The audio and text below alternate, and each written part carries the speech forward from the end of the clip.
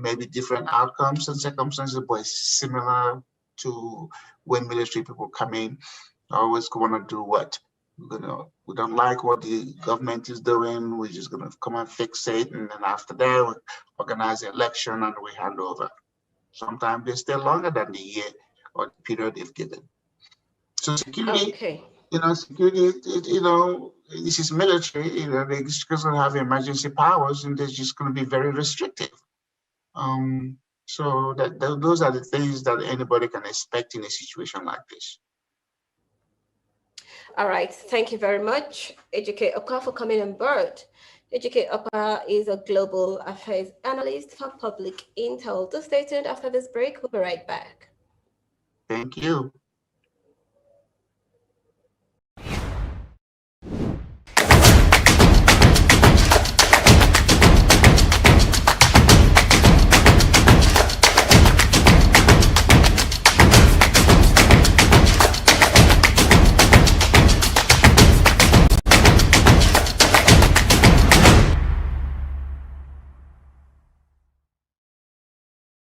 Welcome back. The promotion of security is no longer a state's monopoly. It is dispersed and takes place through the practices of state, corporations, non-governmental actors, and community-based organizations.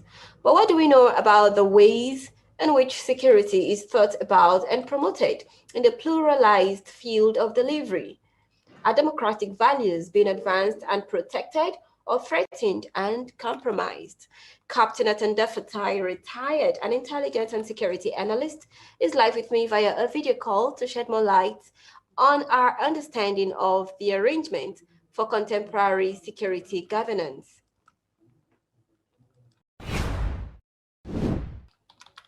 Thank you so much, Atanda, for accepting to come on board. Now, let's talk about democracy and security. How do we reconcile these two?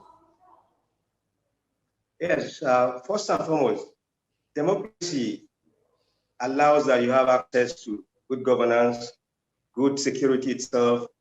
It's a compact part of security, because if you don't have peace, then you cannot even get whatever you want. You don't have, see what we're looking at, what the situation we are facing in the Northeast is a major problem, because we don't have the kind of peace we require in that place.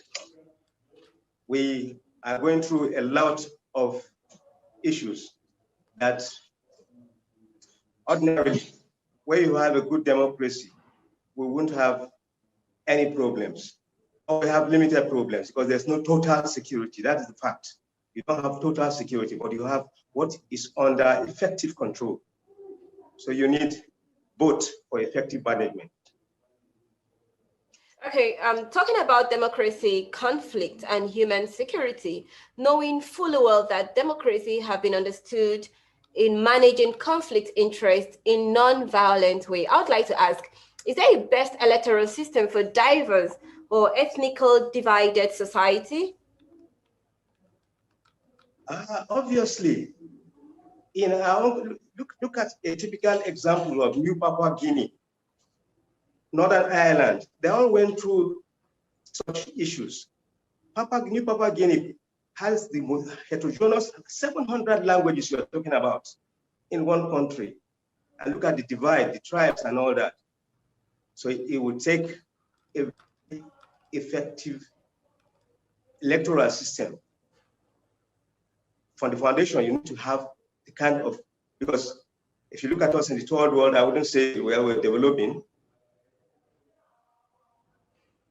one form of government or the other. We decide, or sometimes we looked at the American system, we look at the UK system, who were colonialists in their own selves, and said, look, what is it?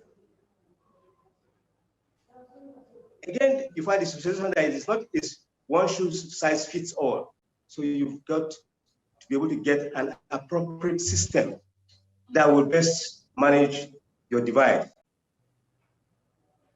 Okay, is there any best tip of addressing the human security challenges, especially the one we face in Nigeria? Yeah, to start with, not even in Nigeria, worldwide, the biggest problem we've had for a while has been the COVID-19. It's a serious human security challenge that traverses all over the world. It's global. And it took everybody by surprise. Well, I wouldn't say surprise because there was some medical intelligence, especially the Americans, who collected some level of information that, yes, it was going to happen, but nobody knew how or where it was going to come from. But again, you see that this was a challenge that nobody prepared for, and there's hardly any country that has been able to manage that pandemic effectively. There are case studies of some countries that did not go through the threat, but here it is, you have a threat and you're reacting, and you're not even reacting adequately because it takes a whole lot of human security management, a whole lot of human safety management also. So you can see where the divide also comes between safety and security, though they're all virtually the same thing. Okay, that's the much we can take with Captain Atenda Fatai.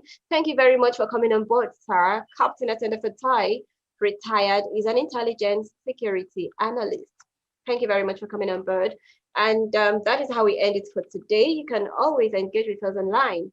Our website, www.publicintelwithdakore.org, has more security stories. You can send us an email using publicintelwithdakore@gmail.com. Connect and interact with us on all social media platforms. On Instagram and Facebook, it is at Public Intel with Dakore, and on Twitter, it is PI with Dakore.